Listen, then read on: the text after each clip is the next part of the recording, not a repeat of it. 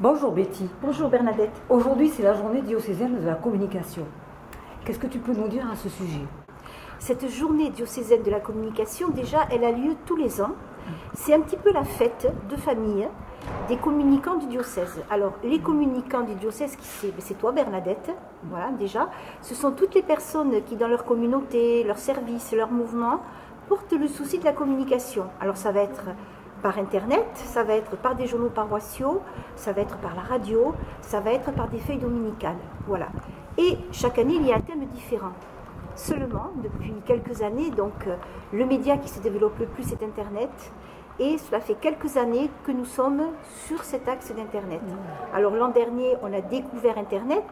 Qu'est-ce que c'était Internet? Qu'est-ce que c'est que ça a changé dans notre manière de communiquer et surtout de témoigner notre foi, personnellement et en Église. Et cette année, on a franchi un pas de plus avec les réseaux sociaux. Parce que les réseaux sociaux, ça fait un petit peu peur. On ne sait pas trop ce que c'est. Mais beaucoup de jeunes y sont. C'est quelque chose qui est en train de passer, finalement, d'arriver dans les pratiques. Et on doit habiter les réseaux sociaux.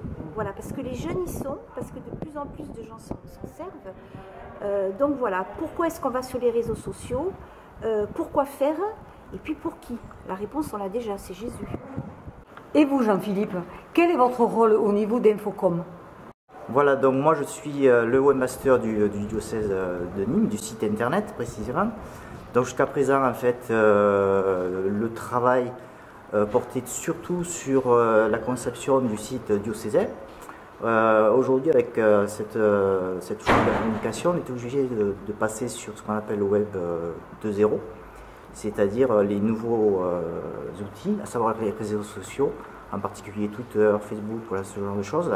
Donc ça oblige un petit peu à trouver un petit peu d'autres méthodes, d'autres axes de communication que le site internet diocésain qui, pour l'instant, communique des informations, voilà, et l'internaute va aller chercher ces informations au niveau du site. Aujourd'hui, l'internaute a la possibilité de répondre, de laisser un commentaire et de communiquer via justement ces nouveaux réseaux pour que la partie échange soit un peu plus importante.